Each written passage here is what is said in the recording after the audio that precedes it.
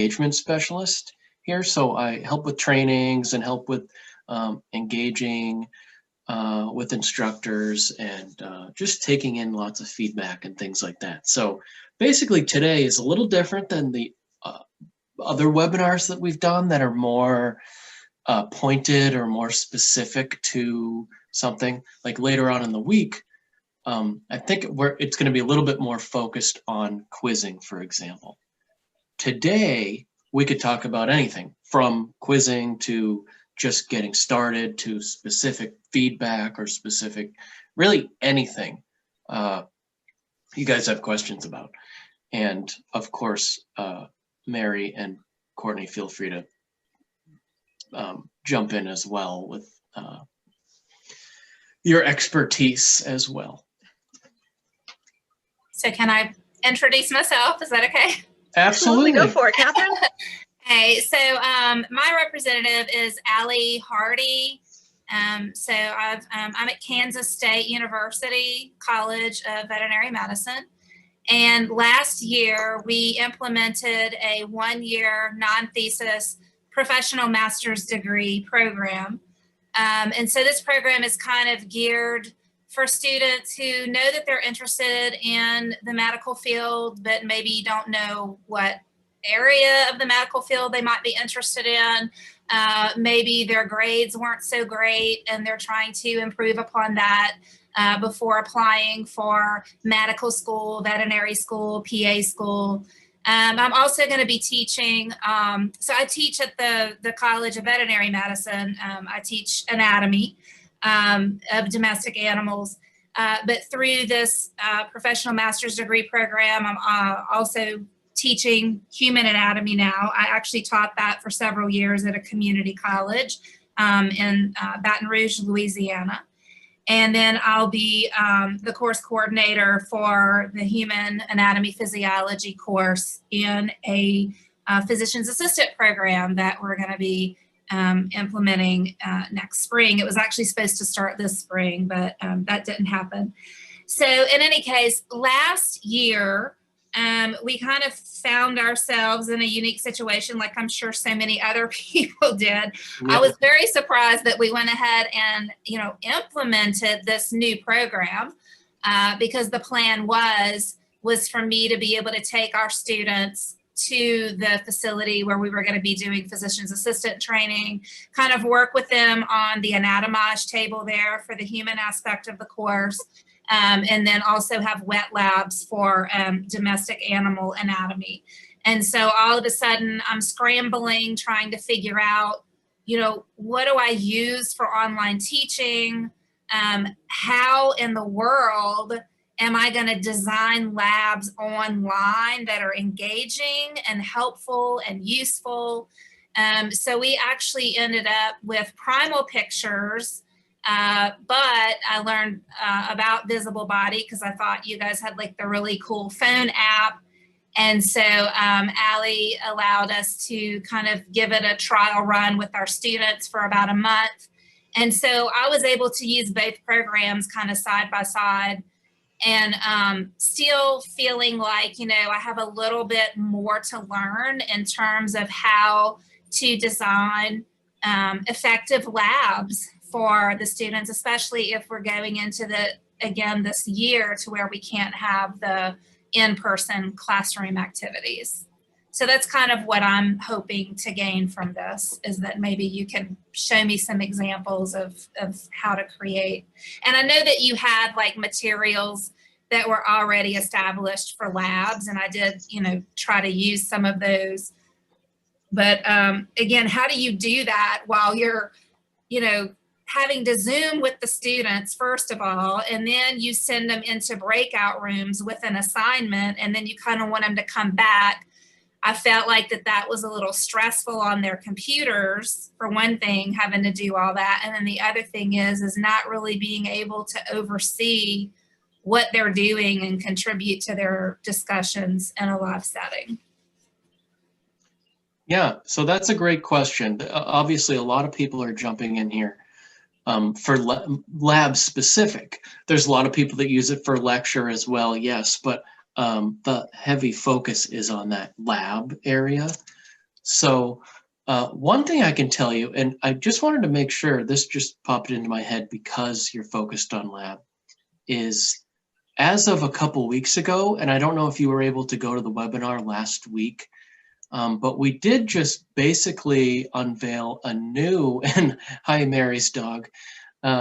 We did just unveil a new lab type activity as well. So it's a little more interactive and a little more, I should say, editable and also auto graded. So there's less manual work that needs to be done from an instructor perspective.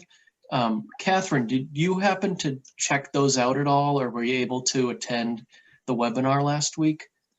I was not able to last week. Unfortunately, my semester started out a little rough. I had my mom died, and so I was trying to kind of get back into, into school activities as of last week. So I had quite a bit on my plate that I needed to catch up on. So, and visible body is one of the things that I haven't really, as a matter of fact, I kind of got an email from Allie, kind of asking, how things were going. And yeah, to be honest, I haven't been able to go on and explore things. No problem. So for your benefit, and I think this will benefit Joey, and hi Darcy, who popped in as well. I'd like to just briefly show you that as an option that you could use for lab type activities. Hey, Matt, before you jump in, can I ask just a couple clarifying questions? Oh, yeah. So, Catherine, first of all, I'm so sorry about your mom. Like, I lost my mom 14 years ago, and I miss her every single day. And so, like, I'm so sorry. Thank you. Yeah, that's tough. So I'm going to try not to cry. That's how I will, though. So if I understand correctly, then you've been teaching A&P in a vet tech program. You're also now teaching A&P, like regular general biology, 2401, 2402. And then you're also looking at being a coordinator for a PA program? Yes, so it's not a vet tech program. It's actually veterinarian. So it's a veterinary medicine. College, okay. Yes, College of Veterinary Medicine. Okay. And then, yeah, the human anatomy physiology, I taught for, let's see, from 2004 to 2014 at some local community colleges in Baton Rouge. So yes, the two human and AP, classic human AP courses. Right. And then last summer was my first time to teach human anatomy physiology since that time in 2014. And is this all at Kansas State University, or are you at different campuses? No, it's at Kansas. It's all at Kansas State. You're definitely busy. And I think the thing that is nice with what Matt's going to show you with the auto-graded labs is that, excuse me,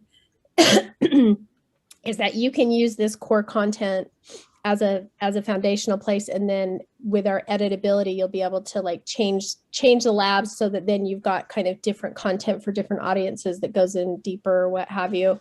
So I think we're going to have some great resources for you. Matt, before we jump into showing this, do we want to hear from Joey and Darcy, kind of what their interests are today, so that then we can kind of have a good agenda for the call and make sure everybody gets there. You guys may pick up some stuff too as well, and you may have similar, but then that way we kind of hear from everybody. So that's a great point. Yeah. What sorts of things were you guys looking to get out of today? Anything specific? I teach A&P at a technical college. We train nursing students, radiologists, that kind of thing. I'm just looking for something that we can deploy online that kind of mimics what we would do in a wet lab if we were actually able to get back in. We're starting to come back on campus, but we're kind of doing a hybrid thing. So I'm kind of looking at this as maybe a transition type thing back to normal, hopefully, where we can get back into the lab. Good, that's good to know. Yeah. And Joey, so it sounds like you haven't used Visible Body, and so you're kind of in a shopping mode? Yes, correct. Okay, perfect. And Joey, what college do you teach? West Georgia Technical College. Okay. We have 5 different main campuses. We serve the western part of Georgia. We mainly focus, we have all kinds of programs, but our mainly our goal is to train nursing students and radiologists and dental hygiene and that kind of thing. We're kind of a basic A&P, but we need something that we can deploy online that kind of mimics the classroom experience as much as possible. And Joey, do you teach a 1 semester or a 2 semester A&P course? It's a 2. Okay, We perfect. have a 2113 and a 2114. Okay. And do you use a textbook at this point? Yeah, we have Merriam. We use it's Pearson. Yep, very popular textbook. Yeah. Great. Okay, that's super helpful. This is good too to kind of understand where people are, so that Matt can make sure to show kind of the full spectrum. Mm-hmm. And the nice thing with our content, Joey, where you have 5 different campuses, is that we have content that you can set up individually as just like your own class, but you can set it up as like a master course, so that then it goes out to all of your faculty across all your different campuses, but then they can edit and change as they want. But so you can kind of have that concept of a master course, so you've got consistency across sections. That would be real helpful. But still a lot of flexibility. And we've had a number of programs that have had really successful rollouts across multiple campuses. So great. Awesome. Yeah, that's great. So what I'll do, and we're going to ask Darcy as well, but I think what I'll do is, for Joey's benefit, I'll show you a couple things from the beginning before I dive in and show Catherine those auto-graded labs. It might be helpful for Catherine too, just to see an overview and maybe pick up on a couple things more on that beginner level. But Darcy, on your end. Oops. Oh, there. Yeah. So Darcy said, "Can you discuss using?" Darcy, if you want to unmute your microphone, you should be able to speak if you want.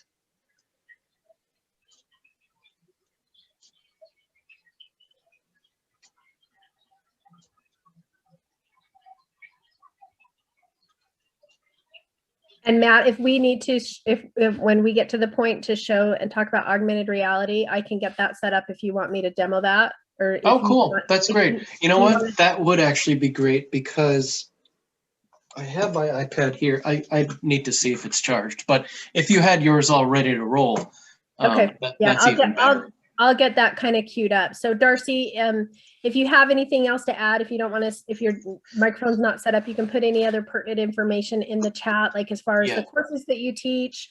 You know, if you're using a textbook, it just helps us too, because then what we'll do is we'll follow up afterwards with some specific information. So I'm going to go ahead and mute myself and get set up for the AR, but it feels like we've got a really good agenda here to go through and some good information. Absolutely. Yeah. And I love this because the smaller groups are great.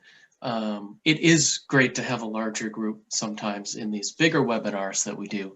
Like last week, Courtney, we had what, 40 plus people or something for that? We had 40 plus people, and then I think the week before we had like 68. Wow. So, yeah. So this is great. This is like VIP style. Yes, this is like the nice, intimate, gathering. Yeah. We can all just kind of sit around, have some snacks, Oh, snacks. Yeah, that snacks sounds would be good. I know. So great. So you guys can see my screen. And I apologize if for some reason today my laptop sounds like an airplane. It's like the fan is just crazy. So in case you can hear like a buzzing. So what I'll do first, as I said, is for people that are a little bit more new, like you said, shopping mode like Joey, I think it would be helpful just to get an idea of how you could start out with this. And then we'll sort of naturally roll into, well, how could I focus on that lab? Or then for Darcy's question, how could I focus on this augmented reality? And I noticed you wrote VR component. It's sort of like VR. We'll show you what we mean. Technically, it's a different technology. And we'll show you what we mean by that. So for Joey, this is what it's going to look like when you log into your instructor account. Obviously, you're not going to have this many pre-made courses and stuff like that. This is just because I do trainings all day. You'll have a couple samples in there, a couple sample courses that you can choose from. So in other words, we have all sorts of apps. As you can see, if I went to click on my apps here, within Courseware, you can launch our 5 apps by themselves and go in and dig in and go down a rabbit hole. But what Courseware does, think of Courseware itself as sort of like our LMS system. So almost like our own little version of Blackboard or Canvas or whatever you guys happen to have. And what we've done is we've put together a bunch of pre-made courses, and I actually had this downloaded right here for you already, just by chance. I use that as a sample anyway. So the Marib textbook, basically what we did with that and with a bunch of other popular textbooks is we put together a pre-made course so that you don't always just have to jump into my apps and go directly into the app that way. What we do is we build out a course, we make folders that go right along with your textbook. That way you can jump back and forth nice and easy. And then within those folders, we're putting all sorts of content. So we're linking out to specific spots within those apps. We're linking out to specific worksheets or what we call lab activities. And I'll touch base on that and then show you, because I know Catherine was interested in this, our newest version of lab type activities. But that's what we do there. That's sort of how we organize these courses here, so that we're, in essence, we're just giving you a nice foundation, a place to start. And from there, you can take that pre-made course and make your own assignments and publish things that you like and not worry about other things you don't like or don't have time for. In general, Joey, does that make sense, sort of how we've organized this and how those pre-made courses work? Yeah, that makes sense. Great. And one other thing that's nice about this too is that our content works really well for an online situation, but it also works really well for hybrid or face-to-face entirely. Oh yeah. Because it really gives students the ability to get hands-on with their content, as opposed to a lab where they go in and they can hang on to, they can hold on a bone for that 45-minute or, hour and a half session. This allows them to have access all the time to this content. Yeah. So here's the Marib pre-made course. And by the way, just in case you saw that maybe this was a little different than your textbook, we do actually have, I think, a few different versions of Marib. So on your end, Joey, if you get set up and you're looking for a specific version of this as a course, we can certainly send you that. This one just happens to be the Essentials textbook. All right. So just a couple other sort of introductory type things. Now, this does vary depending on your school and specifically what LMS system you use, but just as sort of a high overview, what you would do once you grab a pre-made course and you have that foundation to get rolling with, all you have to do from there is you just invite your students in to that particular course. So I say it's a little different because, well, actually for Joey, specifically, what LMS system do you have? We use Blackboard. Okay, Blackboard. Okay, so I won't have to show you the Canvas one in this case. So it's nice and easy. The reason I say that is Canvas things are a little different. We now have essentially, we call it a light integration, but right now it's more or less that's a single sign-on type situation. For Blackboard, if you have your pre-made course and you're ready to get your students in there and start assigning them readings and worksheets and interactive models in our apps, all you have to do is click on Invite People on the left-hand side, grab that link there, and send that to your students, whether you post it as an announcement or send it as an email. So basically what that does is when the student clicks on that link, because it's specific to this course here, it'll prompt them to, number one, sign up for their Courseware account. And number two, they'll be put right into this class roster. So you won't have to do that manually, which is nice. And it's that simple. So now they're in there, and the last step, sort of beginner step to get rolling, is from there. Then you just decide what you'd like them to see. So in other words, which of these folders or which of these assignments in these folders do you want them to have access to and start working through? And just to show you that, and this is super simple, especially because you use Blackboard, Joey, it should seem somewhat familiar. So in other words, if I click up here where it says student preview, you'll notice right now I can't see anything as a student. That's just because as an instructor, I haven't made anything visible to them. So super simple. You could technically go into one individual assignment and publish that or make it visible, but we definitely recommend, and some people just miss this if they never get a formal training. So I hope Darcy and Catherine have seen this too. This bulk editing tool, it just saves you a bunch of time. It allows you to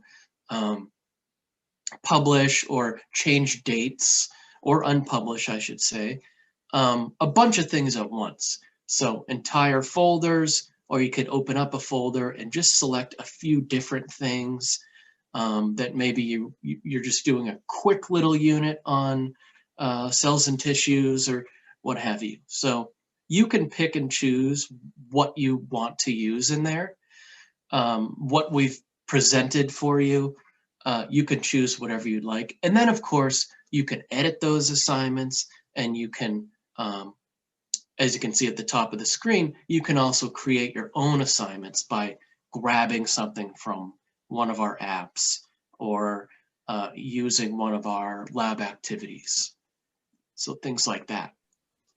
So just to finish up that thought, so you'd select whatever you want to action, and then of course you can change a bunch of dates at once, due dates, or you can set up staggered release dates throughout the semester. So you can really play around and customize that too.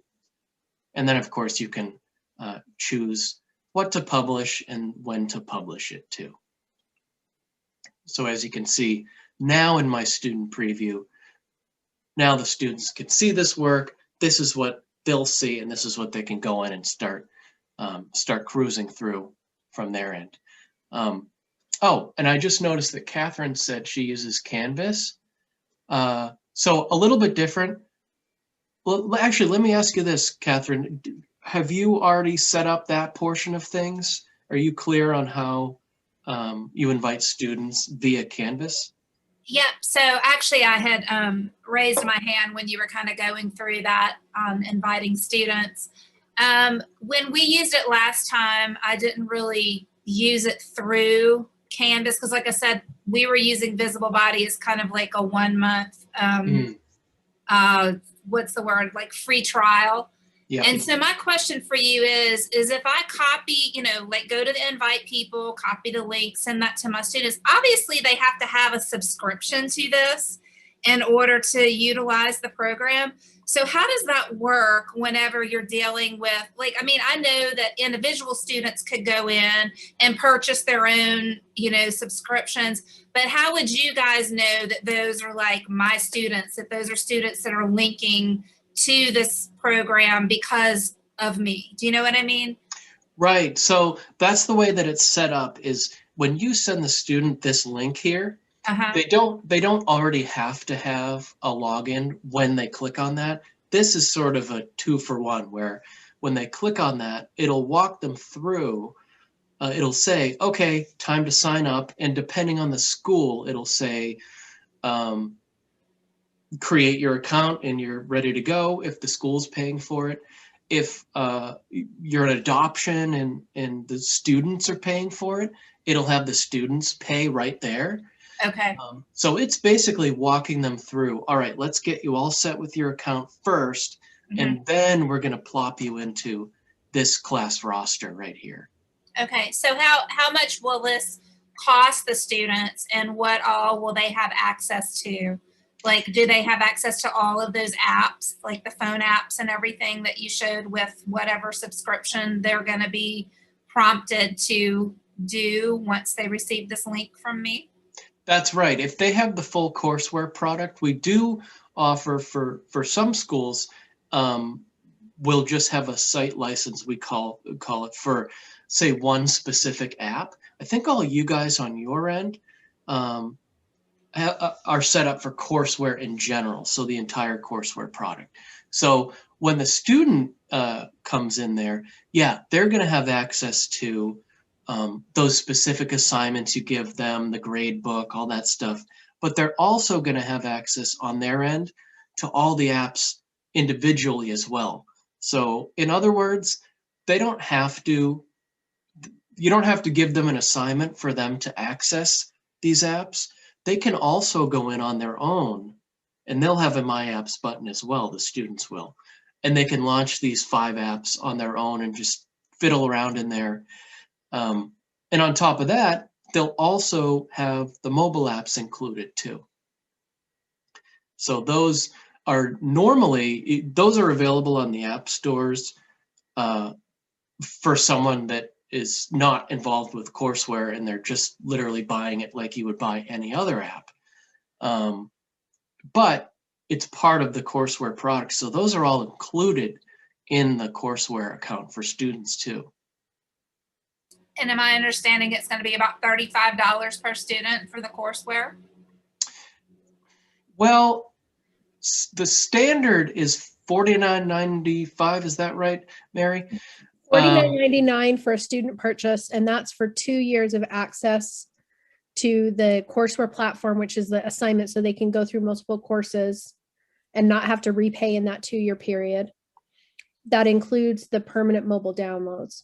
We do offer a purchase option for institutions if the school wants to purchase a 1-year license for $40. So those are the 2 basic prices, $49.99 for 2 years, student purchase. Or if an institution wants a 1-year option, we have that available. We can also do 2-year access for institutions at $49.99. Does that answer that question? Yes, thank you. No, that's great. It's awesome to have you continue asking questions too. We can make this as conversational. We're such a small group. It's nice to have the back and forth for sure. So thank you for continuing to ask the questions. Yeah, that's great.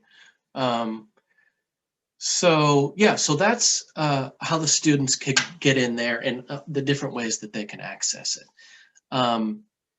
Now I showed you the bulk editing there. So I think this would actually maybe be a good spot. Since we're on that page there, since we're on the mobile apps, this could be, and if you are all set up, we could do a little demo of this. So basically what I'm trying to say is we have the desktop versions of the apps, but then as we said, we have the mobile versions of the apps as well. And one of the added bonuses of the mobile apps, and specifically the Atlas app, which we'll show you, is it offers an augmented reality version. So in other words, and this is so much easier to explain just by showing you it, but in essence, you're taking one of these many interactive models. And that's what that Atlas app is think of it as a giant reference app of all kinds of interactive models, regional views, system views, gross anatomy views, all that sort of stuff. And what you can do is you can take that model using the camera on your mobile device. You can essentially bring that model into the room that you're in and walk around it and dissect it. So that in and of itself is also really nice for lab style activities too. And I'm ready to go. Do you want me to jump in and show that? Yeah, sure. That'd be great. Okay, awesome. So if you'll stop showing your screen, that I should be able to share sharing. mine. Yeah. Perfect. And so I noticed that you said somebody was saying that your students use Chromebooks. So the way that it works with Chromebooks is that students are able to access the web version of our content, and then they get the permanent mobile download. So they can access the courseware material and the web version of our content on their Chromebook. Mhm. And then they also get the permanent mobile download, so they can put that onto their personal device. So you can use it both ways. When students complete quizzing, they need to be on some kind of a computer, so they need to be web-based for quizzing. So most Chromebooks work fairly well. You may want to double check and test that the Chromebook is supported. There's so many versions of Chromebooks with so many different, graphics cards and everything. So what we do is we always recommend that if you're utilizing Chromebooks, that you just test it out to make sure. That's a very good point. Yeah. Officially, like technically speaking, we're not officially compatible with Chromebooks, but like Mary said, a lot of them do work. It's just we don't guarantee it because there's so many to test and figure out. So So you guys can see my screen right here. Mm-hmm. Awesome. So this is So this is Human Anatomy Atlas, which is one of the 5 apps that students have access to. And when they click into an assignment, for example, an anatomy ID assignment in the muscular system, it will take them directly into this view of the muscular system. So when they use Courseware, it's a shortcut to the content. And so here you can see I can rotate and I can zoom, and I'm actually going to go up here to the settings tab, and I'm going to set this up so that I can show the gestures. That makes it a little bit easier. So you can see I can use one finger to rotate. I can select any structure here, and I can then dissect that away by clicking on this hide button right here. That allows me to then be able to go through that process. And so within all of our programs, we have this really robust information sources so that students can get hands-on and read this information. So it's not just a one and done thing in a lab, but they can really get into it. So here you can see with this little book right here, we've got a definition, which includes details. So depending on what you choose, you have different kinds of details set up. So here, when I choose the clavicle, you can see I have different information. We also have pathologies, which is the little stethoscope here. We have the pronunciation. Clavicle. And then depending on the structure you choose, we have this details tab. And so where I select a muscle, I have a pin for this details tab. So I can drill in here. And this then shows me the origin and the insertion of that muscle. And so depending on what you're teaching, so Joey, where you're teaching a basic A&P course for nursing students, you may or may not get into a lot of detail in terms of the blood supply, which is right up here, and the innervation, and then you can look at those all together. So depending on what you teach and what you require your students to know, you can then direct them to continue exploring and learning this content, or they don't have to pay attention to it because they really only need to know the origins and insertions. And as you see here, anything that I select, I can then get the information about what that structure is. So here, I'll just drill in a little bit more. So in addition to the drill in a little bit more. So there we go. In addition to the blood supply, the innervation, you can see here this related content. This shows us then the muscle action. So students are then able to see what that muscle action is that's related to that muscle. And so we started out here with the rectus abdominis. And when we look at that muscle action, it has other muscles that are in use, because it's not just rectus abdominis that does that, but we can see by selecting the external oblique, we can use this fade tool. And so this is nice because it really allows students to get hands-on and utilize this content. And then the augmented reality component is phenomenal, because what it does is it puts this structure into the space. So I'm just going to click down here on the bottom left-hand corner on AR. And what it's doing is it's now looking for a flat space. And so there's my carpet with my dog's bone.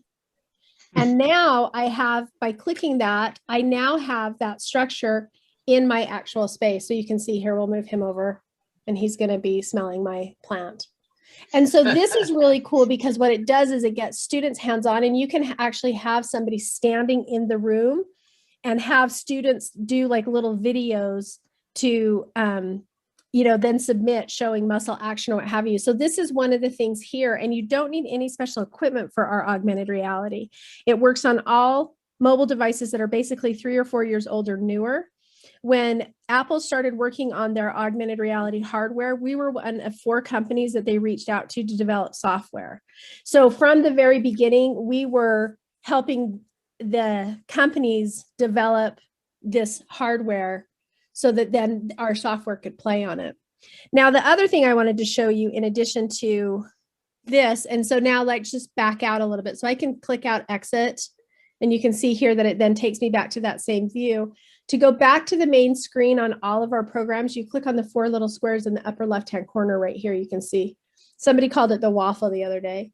And so when I click into a gross anatomy lab view, I still have the augmented reality on. And so I even have this cadaver that's in my space that I can then move over here. And why do I always show the penis?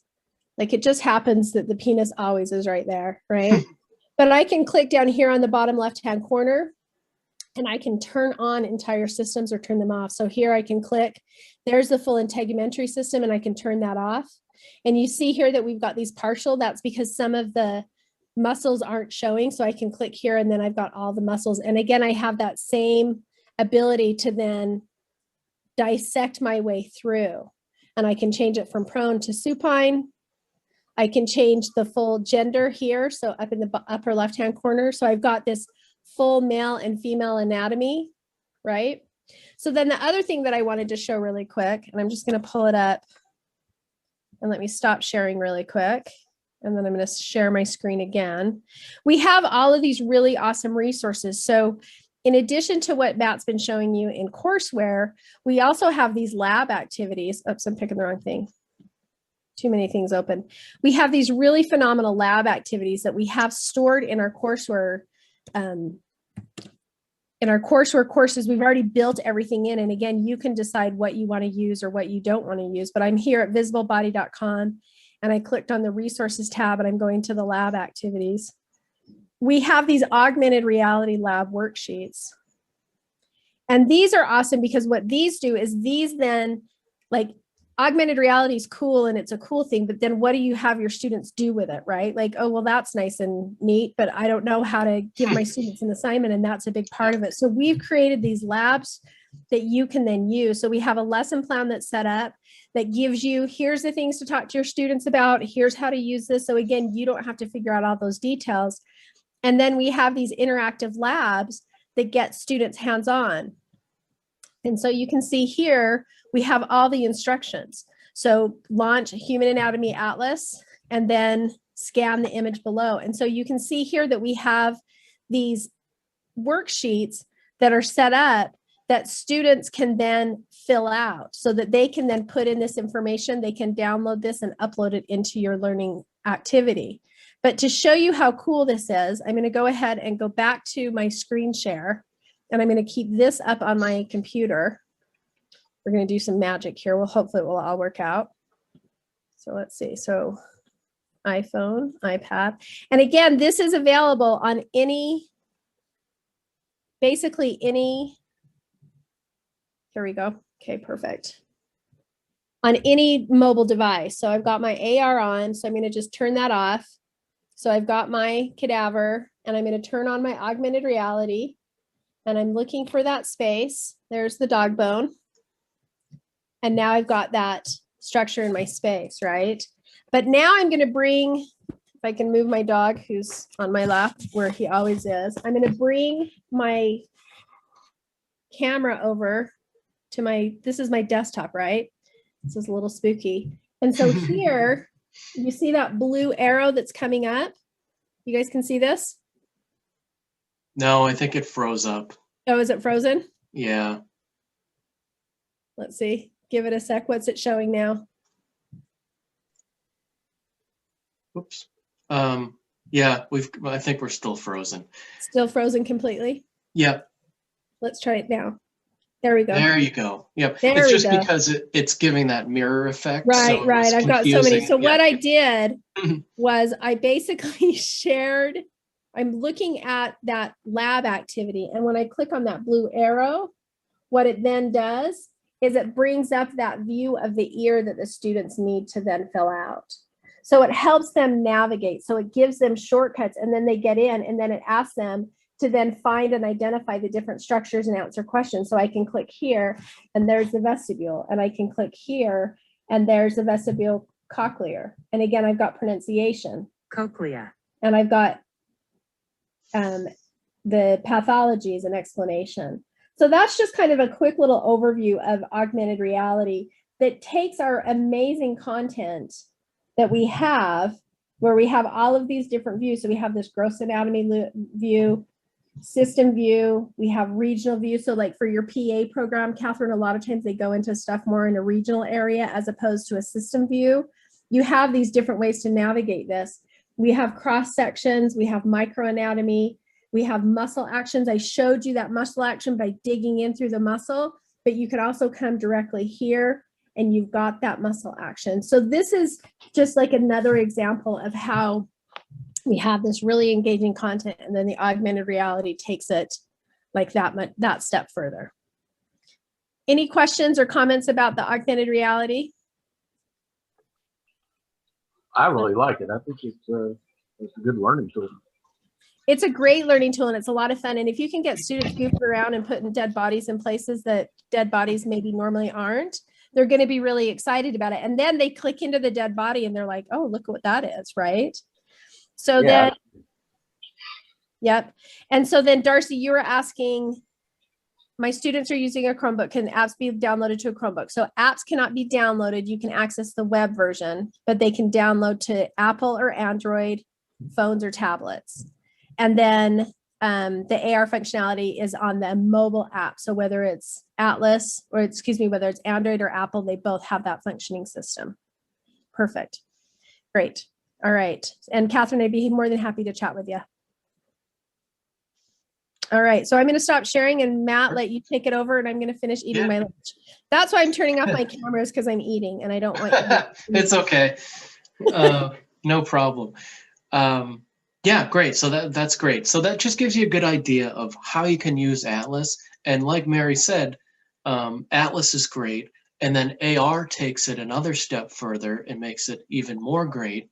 And then that next step after that is based around that augmented reality. We have those lab activities that you can use, because like Mary said, it's all fine and dandy that we have AR mode, but it's another thing to actually have activities built around that you can use in a group setting, or even if everyone's at home, they could have their younger sibling just stand there and mimic some muscle actions and things like that.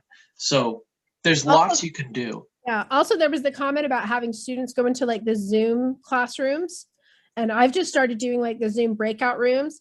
Like, I think you could do some fun stuff with that within the Zoom breakout room. And then you could even have students like record that and then submit that, so that then there's proof of like that they're not just, you know, chatting in the Zoom room. So yeah, good point.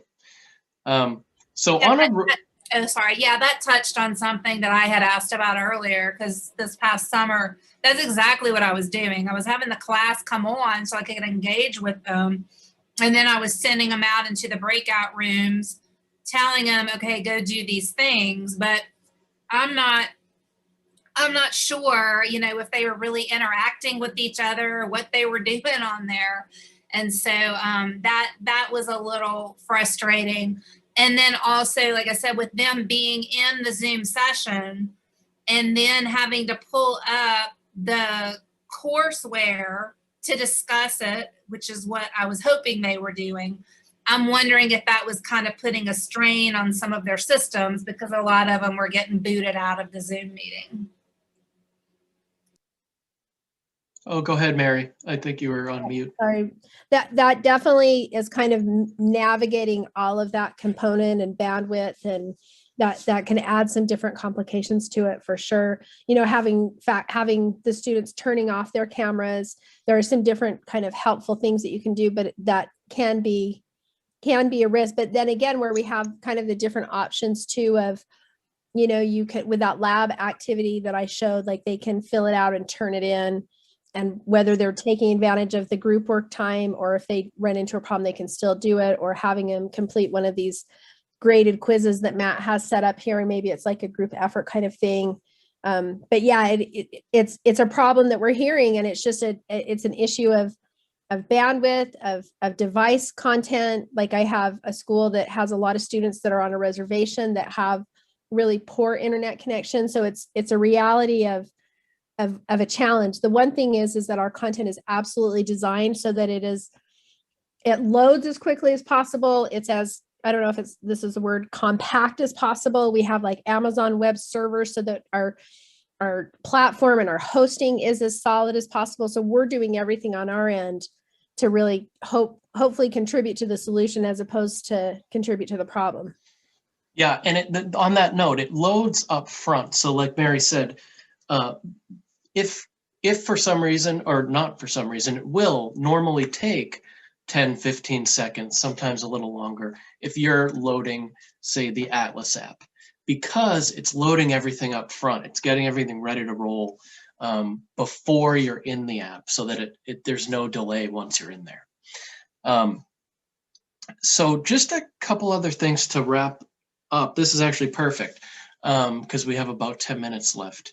So on that related note, just to give you a visual as an example, within one of these folders here, I just pulled up the Heart folder as an example.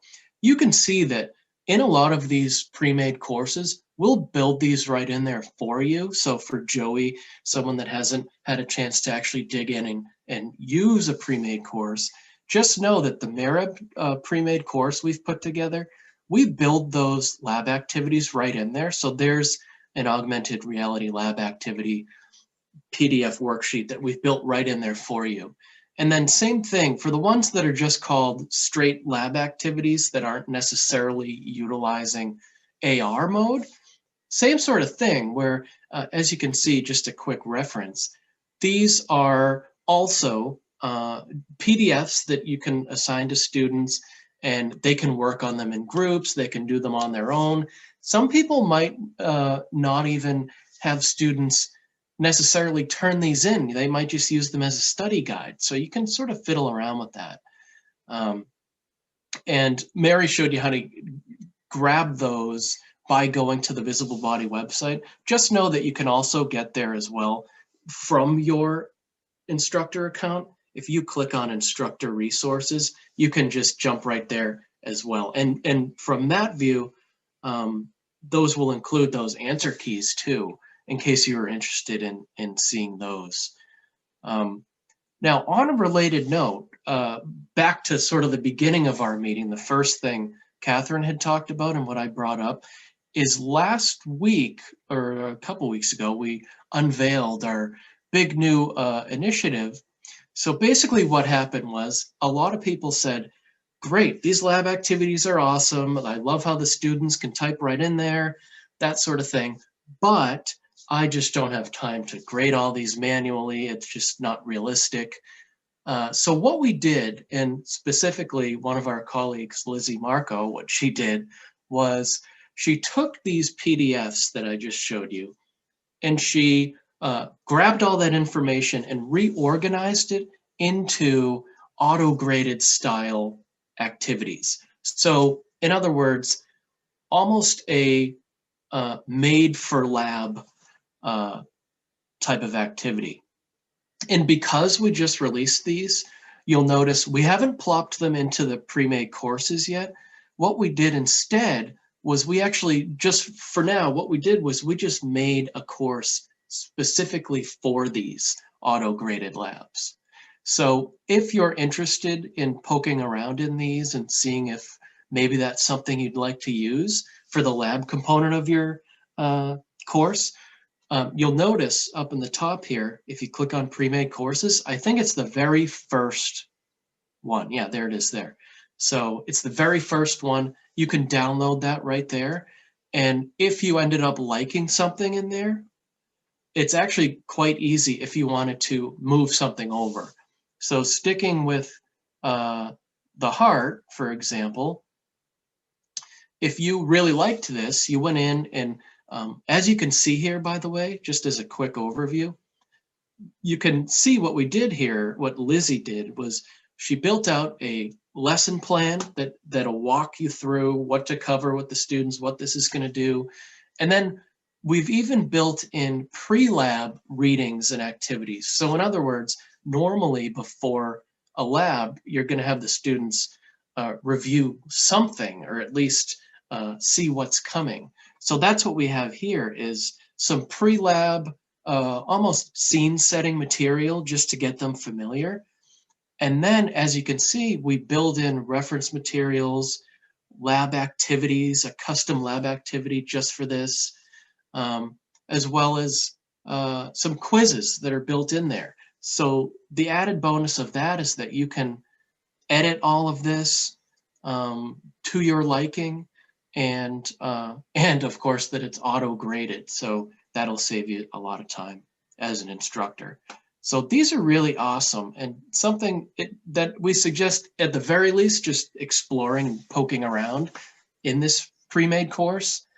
I think the last thing I'll mention on these is if you did go in there and you poked around and said, oh, cool, this would be great to use as part of my lab. I could give it to them individually, or we could find a way to use this in a group setting. If you liked it and you wanted to put this into your course, all you have to do is, for that particular folder in question, is just click the drop-down menu on the right, and you can just copy that folder into the course where your students are actually in the roster for. Because remember, you wouldn't invite your students to this course. This is more just really just a holding spot for where you can grab those lab activities. So we put a lot of time and energy into those.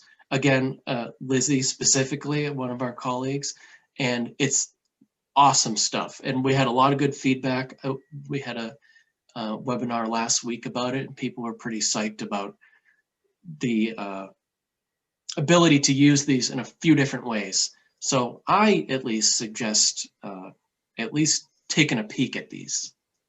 And with Courseware, we encourage you to get hands-on and poke around and click edit and just play with it, because you can't break it, and you learn a lot just from clicking in and looking at content. And you do have that ability to move stuff from one place to another, to not use all of it, to use all of it, to combine stuff. So it's really a very, very flexible system. But what we've tried to do is to take out a lot of kind of that initial setup and work for you. And so for Joey, who uses Mariab, we've got, a full Mariab course that's set up. We also have people who then use those auto-graded lab as just a complete course, or doing a combination, or pulling in your own content stuff that you're already using. So that's actually a good point. I said that you wouldn't use that particular course. You actually could. You could essentially use that auto-graded labs course and maybe just rename it. And you could literally use this as your lab course right here. So I think in my experience so far, people have been maybe copying this into their existing course. But if you wanted to set it up where here's my lecture, I'll invite my students there, and here's my lab, I'll invite them there too, you could do that. So just think about the different options. There's no limit to the number of courses you can download. We're not going to charge you for that sort of thing. So you could go in and poke around, and like I think Mary had said about, I think it was one of Catherine's courses, focuses more regionally than on systems. So that sort of thing, you could poke around in the pre-made courses, because we have some pre-made courses that are more heavily focused or go along with regions rather than going along with the systems, like say the Mariab textbook does. So there's a lot of freedom to just go in and explore, and then not just you, but for the students too, which is the whole basis of this. And you have amazing training resources. Matt is one of our awesome trainers. And so his job is that he literally spends time one-on-one or in group settings with people. Like this is a demo and this is answering questions. We're kind of going all over the place, but you can have as many sessions as you want either with your rep or with the engagement team to then make sure that you have the full understanding. We've got lots of great resources. So it's affordable, it's accessible anywhere. There's lots of cool bells and whistles. And then we have these just amazing resources to make it easy for you to get started. Great. Yeah, so it is 2. We won't keep you guys much longer. I think the only other thing I want to say, and then feel free, you guys pop in, is we have another office hour on Friday at 1 o'clock Eastern. And there we're going to focus a little more on quizzing. But again, if it's a smaller group, even if it's a bigger group, any other questions will be accepted. We're not going to turn you away at the door. So we'll hope to see. Sorry, I noticed at the top, this is recording. So do you have these recorded sessions somewhere? Like if we can't make it on Friday, for example? But Yep.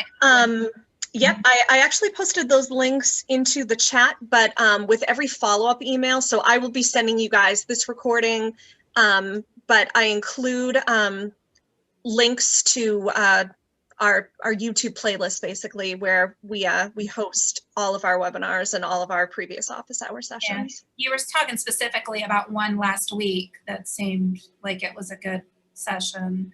Yeah, I mean, so they're all good sessions, yeah. but yes, it was a really good session, and I can certainly in my follow-up email to you guys kind of point you to that video directly, so you don't have to go digging for it. Okay, great, thank you. Sure. Cool. All right. And just to follow up on the last comment there for Catherine, Mary, did you say you guys are going to connect, or did you need to? I can hang for a minute and we can chat when we're done with this.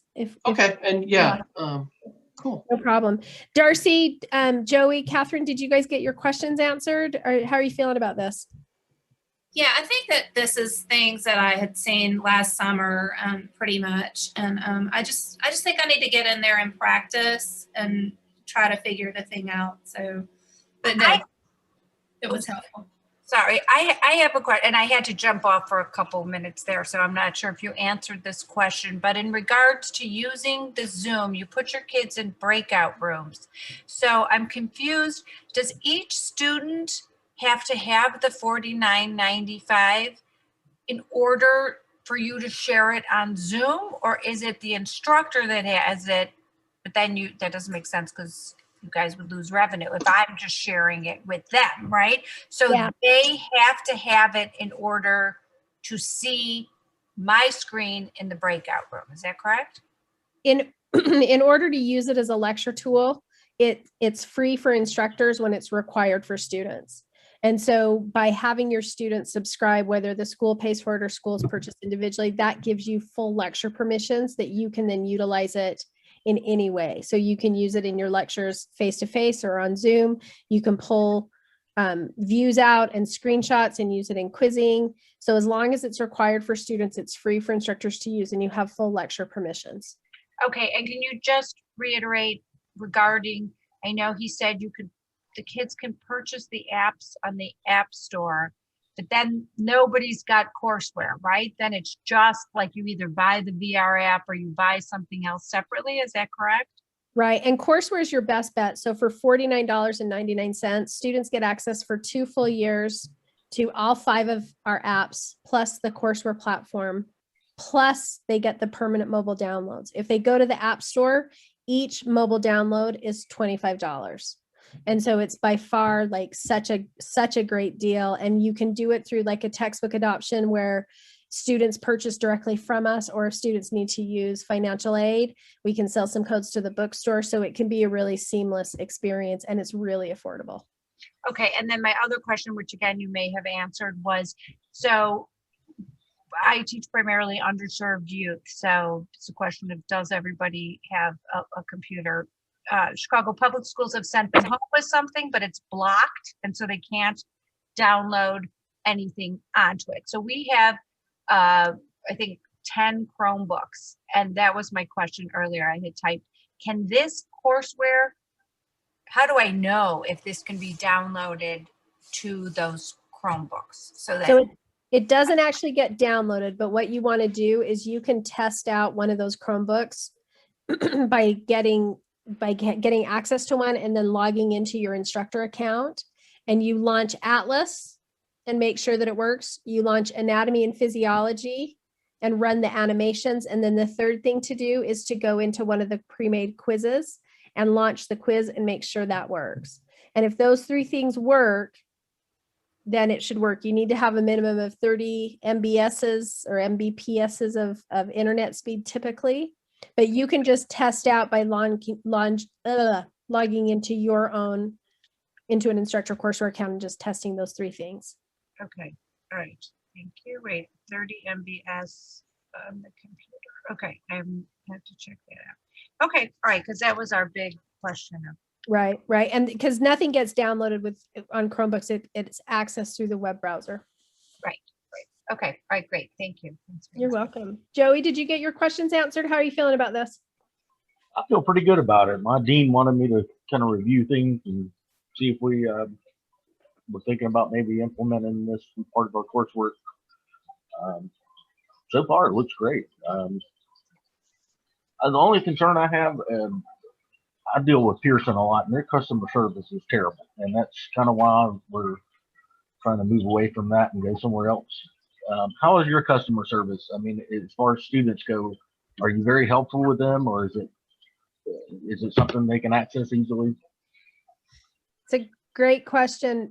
So our customer service is phenomenal, and I am not exaggerating whatsoever. So first of all, your personal representative is your personal representative throughout. So I think you work with Megan Ginnane, perhaps.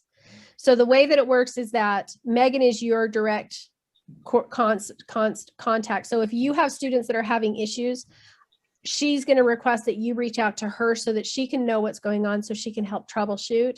And then any tech support ticket that she gets established with, that gets prioritized. And so what we try to do is, because if there's tech issues, if there's, by having it go through the faculty, then we can disseminate information out to those 30 kids at one time instead of each individual kid. But we do have a support ticketing system. And again, if you loop in Megan as you're the instructor and a student's having a problem, then it allows us to then escalate it. But regardless, even if we're not attached to it, the response time is phenomenal. And we really don't have a lot of tech issues. The biggest issues are making sure students are using a computer and not a mobile device to access courseware, clearing cache and cookies, using the right browser, and having adequate internet speed. And that takes care of like 99.5% of things. But truly, I've worked for other companies. I worked for Cengage and McGraw-Hill. Our tech support is phenomenal, and I'm not exaggerating. All right, good. Yeah, we've had a lot of problems with Pearson. Our students are kind of untraditional college students. Most of them are older, not tech savvy. We have a lot of issues, with them trying to get up to speed with some of the new technology, especially now that we're online and things.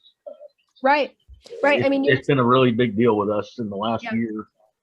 You're teaching anatomy and physiology, but you're also teaching Blackboard, and then you're teaching maybe a Respondus lockdown browser and this and that and the other things, and then and then you need to have something that's stable, that is understandable, and there's a little bit of a learning curve. But one of the things too is that in every course that we send out, we have a getting started with courseware assignment that then goes through a lot of that information. And you're teaching students, here's how to clear your cache and cookies, because these are kind of maintenance things that we never had to deal with before. So it's a lot of different things. So again, we provide the direction and the support to make it as easy as possible for you. The challenge, as is getting people to read the directions, but we do everything that we can. And then it's so yeah, good questions. And we work, we're in hundreds and hundreds and hundreds of schools with thousands and thousands and thousands of students utilizing our content, and it goes really, really well. Great news. All right, well, I'll pass on what I've learned here, and we'll see what we can do. That's excellent. I think we're trying to get it to go to all 5 campuses, so we're all kind of seamless and doing the same thing. So if we adopt it, it's going to basically encompass everything that that we do in the science And program. And we do training like getting you started, but then we can also do like a check-in training, like 4 weeks into the semester, how's it going, right? Like, I don't know how to do this. Like, we'll do whatever it takes because we want it to be seamless and good, because then what happens is then it becomes automatic and it's just something that is a really cornerstone part of your course that you don't even have to think about because you'll get it set up and it'll just run beautifully. Great. Well, I like what I've seen so far. So That's great. And by the way, yeah, that's what I'm here for too, is the training aspect of it. Whether you're just starting off and you want to set something up, say with me, to show your colleagues, or whether you've been using it for a semester and it's time to get a refresher, or maybe you just scratched the surface the first time and now you really want to dive in. We don't just, it's not just one and done. Okay, hi Matt, bye Matt, never see you again. We're always here. I'm always here to do help with trainings. And like Mary said, your rep is always there as well. And I think in this case, it would be Megan. So yeah. is there some kind of preview that you could send me to maybe share with my adjuncts and let them kind of preview some stuff? I know a lot of them are really busy and they have other jobs. And, Yeah, what I'll do, Joey, is I'll circle around to Megan and ask her to reach out to you. She can set up actual courses, actual courseware accounts for all of your adjuncts. We have like 2 1-minute videos. That might be like a good starting point, is here, watch this video before they get to dive in or what have you. So I'll have Megan follow up with you and you guys can make a plan as far as what fits for your adjuncts, for how busy they are, how much you want them to do some preview and, you know, take logical steps. Okay, great. Thanks. You're welcome. Cool. All right. Any other questions? Darcy, how do you feel? I'm I good. feel pretty good. I'm working on selling this at a couple of my institutions, but it's yeah, the rate limiting step is what our students have in terms of their capabilities of Yep. having a computer that's got the right speed, etc. So is there anywhere is that like on a piece of paper somewhere that it gives the RAM speed, the memory, Yep. whatever? What I'll do. I was going to say, we, in addition to all of the help and support that our team gives, we also have a very robust support site where if you're experiencing, you know, I don't know, a specific issue, or you're not quite sure what to do, you know, to set things up or how to go about things, we break it down with videos and, you know, step-by-step instructions. And and for you, in the general thing, we have the system requirements to run courseware. Wait, how do I find that? You went so fast. I will never find that. I am going to include, I'm going to include our support site, a link to it in tomorrow's email, along with everything else that I'm going to be sending. So you won't have to hunt for it, but it's very easy to find on our website as well. Okay, Yeah, and I'll have Christy Lynn reach out to you as well. Okay. All right. Perfect. Thank you so much. You're welcome. Awesome. Thank you guys so much for joining us today. Catherine, did you want to hang on for a minute to have a chat about something? Yes, I do, please. Thank you. Great. Thank you.